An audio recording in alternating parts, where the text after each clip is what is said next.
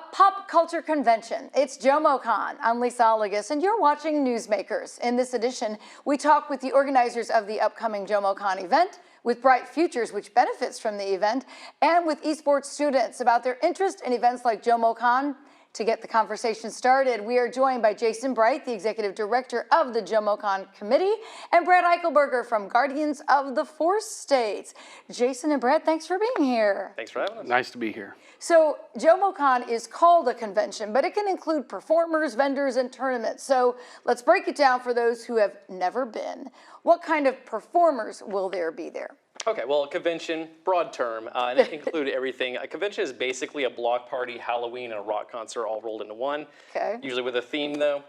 So we do have live performances there. So, like, for instance, there's a group called Three Trails Taiko, which they're from Kansas City. They're also a nonprofit group, and what they do is they teach people how to play traditional Japanese drumming, and then they themselves perform Japanese drumming, and they've been coming to JoMoCon for the last 2 years, and they're a fan favorite. They rumble the entire building when they perform. It's really cool. So that's an example of one we're going to have down there. And then you have Terrence Stone. Tell us about Terrence Stone. So one of the main guests we always like to have are voice actors, because anime is like one of the main themes of JoMoCon and one of the main cultures that we try to prop up around, for people around here. So this year it's Terrence Stone. He's a voice actor originally from California, but he recently moved to Kansas City. Wow. Yeah, so he's just a drive away, which is great for us. But he's been in voice acting since like the 80s and 90s. And so if you're an anime fan, you would know shows like Bleach, for instance. He plays a character called Mayuri in there. Side character, but still a huge iconic force within that plot universe, basically.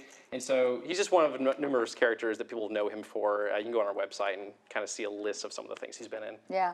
It may not be on your standard TV, but there is a large audience for anime, right? Oh, absolutely. It's grown huge in the last 20 years. I mean, in the 90s, if you're watching anime, a lot of times you're kind of considered on the fringe, but it's just exploded since the 2000s, which is why organizations like us can start hosting these things in areas like Joplin, Missouri. Because now it's fairly normal to watch anime. They have it on Netflix. And it's become very mainstream. Absolutely. Yeah.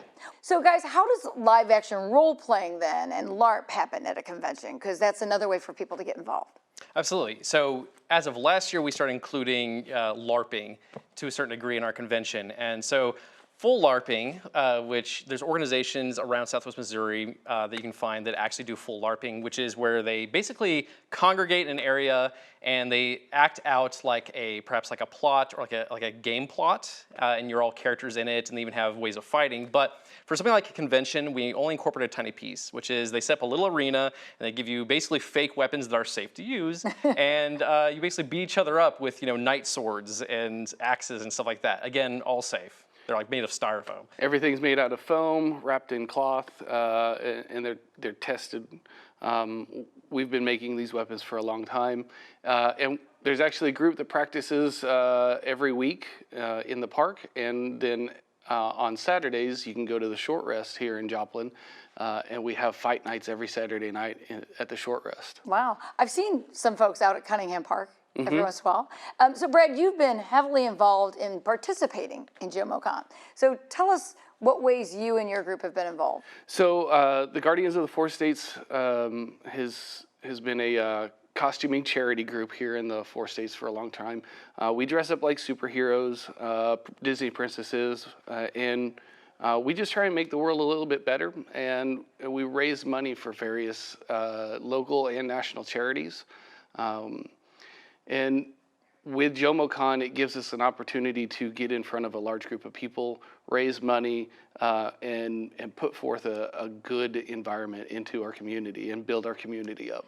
And a lot of people, so I've heard of cosplay, but you said now there's two different ways of talking about cosplay. One is cosplay. So is that kind of what you guys are doing? So it's kind of a play on words, and yes, we're all cosplayers, so we dress up like our favorite characters, and we do all sorts of goofy stuff, take pictures or go to costume competitions, which we will have a big costume competition at JoMoCon. And then additionally to that, we use our cosplay for a good cause, for cosplay. And it really allows us to take something we're passionate about and give back to the community and make the world a better place. Yeah. Now, even on your website, you say these are passions found in the nerdverse. Has Comic-Con and other events like this helped make some of this cool, since there have been Marvel characters and actors who've shown up there? Like, I mean, it was even on The Big Bang Theory. You know, they made a big deal. Of course, they call themselves nerds. So is it cooler now? Like Brad said, it's thoroughly in the mainstream now, so anyone can be a part of it. It's honestly just because you enjoy that kind of material, that kind of content or culture. It doesn't matter who you are anymore. Everyone's in it. Absolutely. The world could be a tough place sometimes.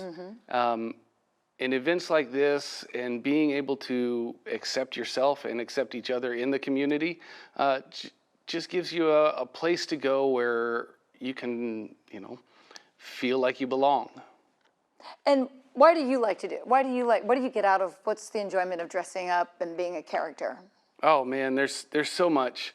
The biggest thing for me is the ability to give back, to help the communities, the marginalized communities that need the help, the charities that need the help.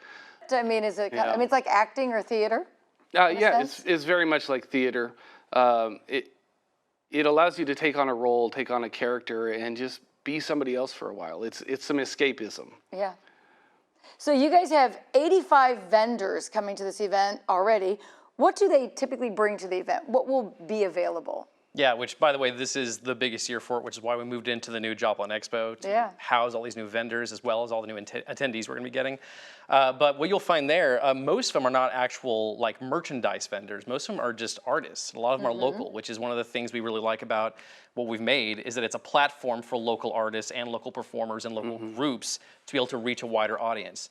So you'll have people who make enamel pins and buttons, who like make full-on clothing and other accessories like purses, and they usually will be putting on like pop culture imagery, that kind of stuff, original artworks, print, paintings even. So a little bit of everything that would be remotely appropriate at something like a pop culture convention. So people are going to enjoy shopping at this one, I think. So is there a good chance of getting sort of an exclusive item that, like, hey, maybe this person gets popular? Yeah, absolutely. A lot of these are just like original, handmade, custom creations that you can only find from this person, in this case, at this event. Yeah. Now, you just mentioned that you have moved to a different place, and so it used to be at Joplin High School. This year, it is a new home at the Joplin Expo, and that's a new event center at North Park Mall. Why the move? I mean, have you seen essential growth? Yeah, well, the funny thing about JoMoCon, this will be our fourth one so far. We've never been in the same place twice. We haven't found our forever home yet, and the reason why is because every year we have it, we grow bigger. Like it'll do really well where we pick to have it, but then afterwards we're like, that went well, but we clearly need more space. And so we've kind of leveled up every single year. And now this is the biggest one available in Joplin as far as I'm aware of. I mean, it's almost 50,000 square feet. So we'll have a gigantic vendor hall, but also in that main room on the other side, we're gonna have a bunch of different activities, features, contests that you can join. So there'll be a lot to do in there. It'll be a giant atrium of nerdverse related fun, basically. Yeah. And so there's a lot of activities, not just walking around looking at things. Right. There's participation is part of it. Absolutely. So for those who don't know, it's the old Macy's building. Is there a best entrance for your event? Yeah, well, so, I mean, it's attached to the mall, but technically the mall didn't own it. It was owned by Macy's, and so now it is its own individual entity. So you don't necessarily want to go through the mall to get to it, although we are looking at possibly opening up a door on the inside of the mall so you can come in there. But the main entrance that you're going to want to focus on is coming in on the outside by the parking lot. It's on this, like the southeast side. It's where the giant LED screen where it says Joplin Expo is. That's the main entrance that you'll want to go through. Okay. Yeah. So give us an idea of how many people do attend. I mean, have you been trying to keep track over the years? Oh yeah, we try to track those numbers. I mean, ultimately, they're just best estimates because people come through towards the end. We don't take a full count sometimes, but we have kept count as best we can. And we started out with just a little under 500 people. That was years ago, and then last couple of years we've been going between 700 and 900, and so we're hoping to bust 900 this year. You bet. All right. So you have an attendance policy and waiver on your website. Why is that needed? And would you say this is a family-friendly event? I mean, are the cosplays designed for the kids to have fun too? Absolutely. We do try to have a fairly solid expectation of cosplay, what you can and can't wear, because there are plenty of really great conventions out there where, like, it's has more of an adult theme to it. I don't mean like really adult, but they kind of allow a lot of different cosplays that are more or less appropriate for kids. We try to make sure ours is appropriate for kids because it is a family event. Yeah. And we have that waiver to lay out those expectations. So if you are going to come to our event, you should go on our website, go to the attendee policy section, just kind of read through a little bit. It's to keep everybody safe, make sure everybody has a good time. That's the point of it. Yeah. So Brad, I mean, do people connect with each other and then end up working together on future projects at an event like this? Oh, absolutely. In fact, 90% of my group, the Guardians of the Four States, were just people that met at conventions. We would run into each other and have similar cosplays or similar ideals, and we'd get together and we formed the group out of conventions. And we're not the only one. I know of several groups that have formed just by meeting each other at conventions, meeting each other at various events like this. And we've really blossomed into a great group, and several others have as well. All right, so Jason, tell us the date of the event, the times, and how much it costs for folks to go. Okay, so it's Saturday, August 2nd. Doors open at 10 a.m. and we go to 6 p.m. at the Joplin Expo, southeast side of the mall, right? Yeah. In the old Macy's. And you can buy tickets right now online, and the point of that is so you can skip the line. Everyone will be in to buy tickets the day of, but you can't buy tickets the day of. So the cost is for 13 and older, it's $15 each, and then for 6 to 12, it's just $10, and then under 6 is free. Excellent. All right, so we're going to talk to Bright Futures next, but why choose an organization like that to benefit from your event?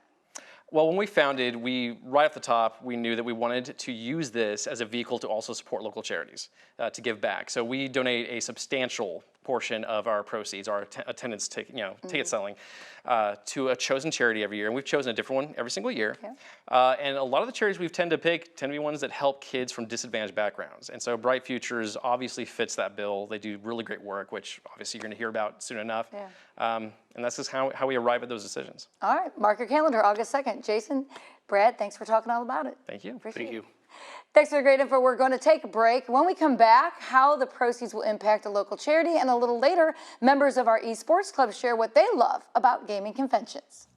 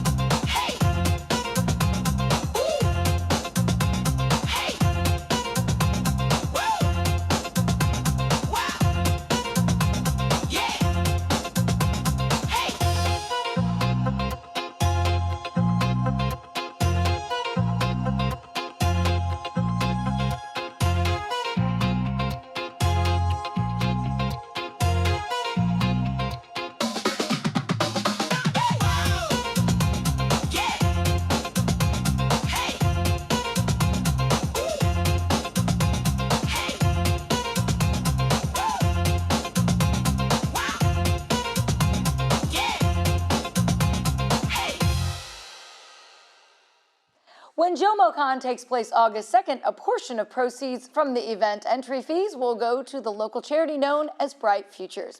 Joining us on Newsmakers to talk about the impact of donations and the group's mission is Amanda Stone. Thanks for joining us today. Thank you for having me. So happy belated birthday to Bright Futures. I understand the organization turned 15 years old. How do events like JoMoCon help keep your group going? Oh, it helps so much with awareness. It keeps our name out in the news, helps people remember that we exist and what we do, and plus the funds donated are imperative to the work we do. So do you have a specific plan for those funds? Is there a current project in need or going on now? Our Snack Packs program is the weekend food bags during school. Those are for our kids that are completely very food insecure, so they don't have enough food over the weekends. So I imagine that is probably where the bulk of the funding will go. Yeah. Part of your birthday celebration was to recognize volunteers. So what are some things there for volunteers to do with Bright Futures? Everything that we do is done by volunteers, except for like some tasks, the roles that I do. But otherwise, packing the food bags. We have backpacks of school supplies. We have clothing that needs to be organized all the time, shopping to do, bike repair. Wow. When we have bikes donated that need a little tune-up, then it's nice to have volunteers that can do a range of things. Yeah. And you're going to be starting a new volunteer activity called Lunch Pals. So tell us what that entails. This is a mentorship program, so we partner adults with kids that need a reliable, positive adult in their life. And they just come and have lunch with the kid, an elementary school kid, so a younger student, once a week. And there is a background check that's done just to make sure they're safe. Background checks, and we pay for the background checks for Lunch Pals. So really all you need to do is commit and show up. Lunch is about 20 minutes. So it's very rewarding for a very short amount of time. Perfect for retirees who have a purpose. Yes. All right, so Amanda, tell us about the upcoming monthly Bright Future Days. Oh yeah, Bright Futures Day is a great way to show your support for Bright Futures. It helps us, helps people remember that we're here and what we're doing. So you buy a t-shirt, a Bright Futures t-shirt on our website, and then you wear it on the first Wednesday of the month, and that is our Bright Futures Day. Our Joplin School staff participate, and we're really trying to get the community involved too. So how does wearing a t-shirt make a difference? And are you looking for groups or individuals or anyone? Anyone. Groups are great. Organizations, businesses. We have banks participating. We have clubs and organizations, but individuals, anyone can participate. And what we get from it is the awareness, but also it's $20 for a t-shirt, and that goes to Bright Futures. Yeah. So I know you also got a big grant recently. Tell us about that. It was like $50,000. Yes, huge. That is a huge for us. We've never received a grant like that at all. That will fund us. That will fund our snack pack program and our student needs program. It will help go toward that for this school year. And that was the Joplin Philanthropic Society? Yes, fantastic. Shout out to them. Yes, definitely. They're incredible. What a generous group of people. But yeah, we're very grateful to be selected. Awesome. Well, we hope JoMoCon is very successful. Yeah. We're going to thank you for sharing your information, and we will be taking a break. When we come back, we'll visit with some MSSU students who understand the JoMoCon and Comic-Con experience. Don't go away.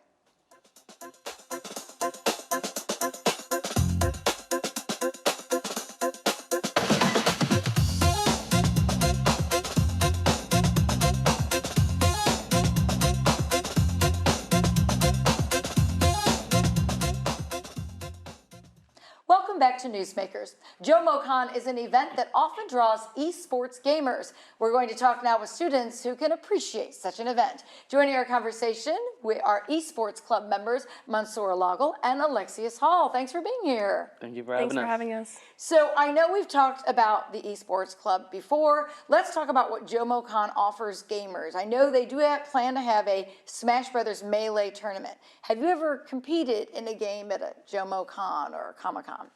I did 2 years ago in August of 23. We competed, or just showed up and played Call of Duty and actually Smash Bros.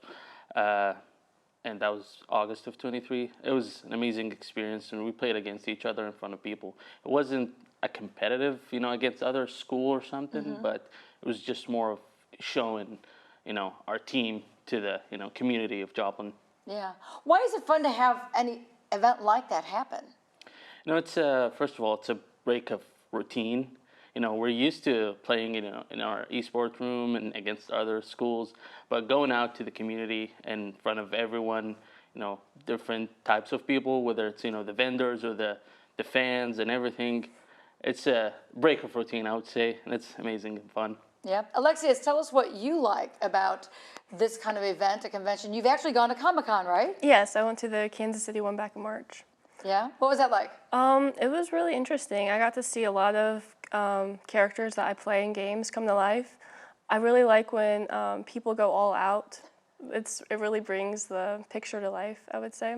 Yeah. And I really like how the community all comes together. And it's really interesting to see what everyone likes and what people decide to cosplay as. Yeah. So, what else do you enjoy about the events? Are the vendors a big part of it? You're seeing other people like cosplay actors. Why is it fun to be part of that world?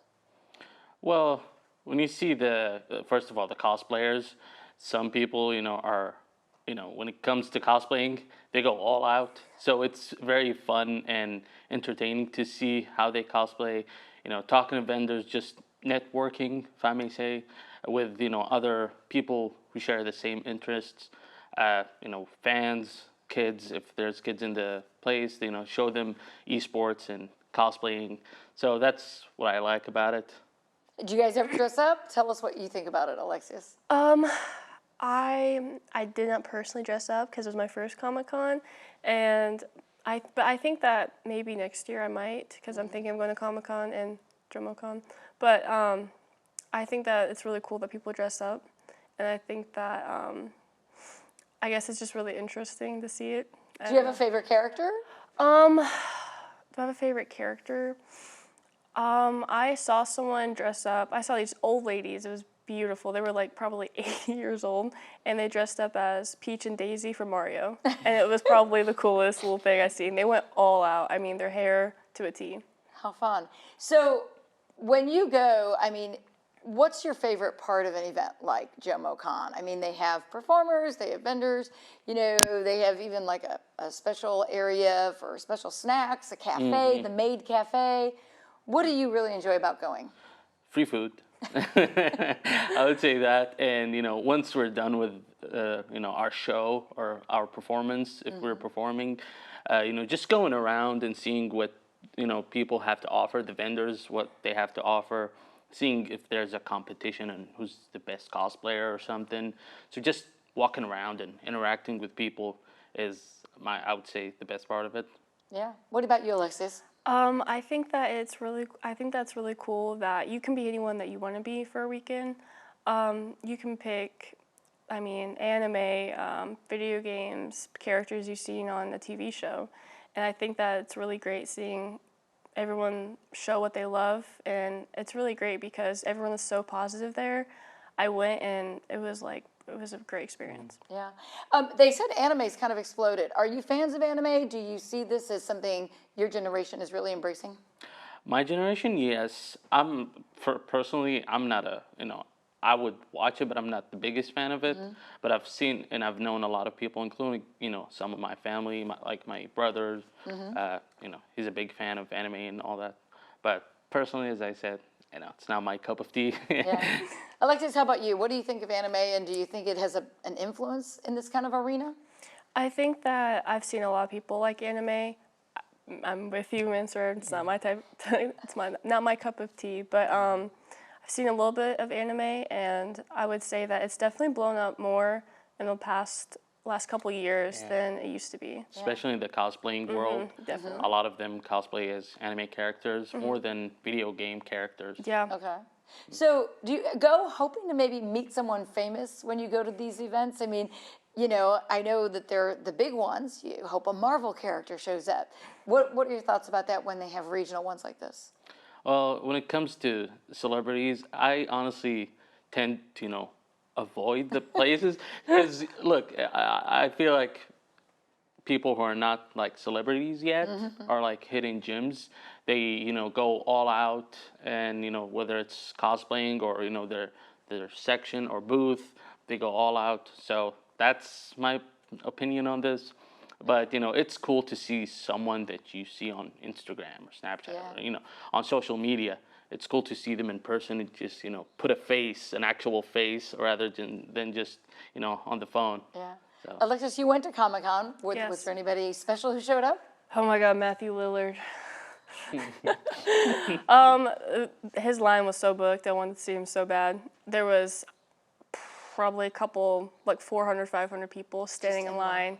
And I thought I was not waiting that long. But I got to see everyone behind the desk and sitting there, and I was like, wow, that's really cool. Like, it's like me looking at you and not on a screen. It's definitely different.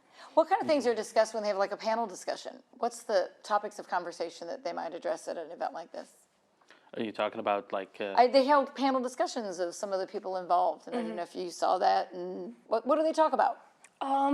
Typically, a lot of people talk about the movies they've done, TV shows, their new upcoming events that they have going on. A lot of the celebrities that show up have been celebrities from like the 90s, early 2000s, which I think is interesting that they come to these events, but yeah, they typically just talk about movies they've done and the biggest roles that they've had that are very popular. So let's talk about the games you play on your esports team here at Missouri Southern. So what are some of your, where do you compete? What's your favorite game to compete? So we have a Call of Duty team, but I personally like Rainbow Six Siege, and we're going to get that up and running for next semester so people can play that. But gosh, I think that right now it's Call of Duty. I've been getting more into it. Yeah. Call of Duty and Rocket League, I would say, are our biggest so far. We're trying to expand to other games like Marvel Rivals and multiple different games, but you know, it's a work in process. So you're growing your club. Are you hoping to get into competitions with other schools and universities? And what have you done so far? Well, we do compete with other schools and universities. Me being the vice president, I was trying to push towards making it also local. So, you know, schools around us in Joplin and in the county itself to make some local tournament. We're still pushing for that, but it takes a while to accomplish that. But meanwhile, we do online against universities in like Florida and California and all that stuff. What's it like to have that kind of competition? Is it an adrenaline rush? Talk to us about the emotion you feel when you're in this online world, in these games. When it comes, especially at the end of the season, it has a lot of emotions, especially when the match is super close, like when you're matched with a similar skilled school. So we actually won one of our games last semester in the spring semester of this year, and I remember we were almost teared up because it was the last match and we needed this win just to, you know, qualify to the playoffs. And everyone brought their A game at that time, and you know, we won. We just sat in the room at the couch for like half an hour, just wow. I mean, it is considered a sport. It's not there's a different kind of athleticism. It's probably more of a mental sport. Definitely. Alexis, what do you enjoy about it? What I enjoy about like competitions, I enjoy, I think, definitely the adrenaline rush, because when you're practicing with your team, it's like, oh, you know, it's just my teammates. But then when it's an actual school, me and my team are like, we have to beat them. Like, we have to take them down. And it's like we all gather together to share a common interest to, I guess, win. Yeah. Well, we hope you have a great time at JoMoCon. Maybe you'll meet other folks who are playing the same kind of games. And there is a competition there, not necessarily your game, Smash Brothers Melee, but maybe next year. Thank you both for sharing us about esports. Thank you for having us. Well, you too can enjoy the fun at JoMoCon 2025. It's all happening Saturday, August 2nd from 10 to 6 at the all-new Joplin Expo at North Park Mall. Thanks to our guests, and thank you for watching Newsmakers.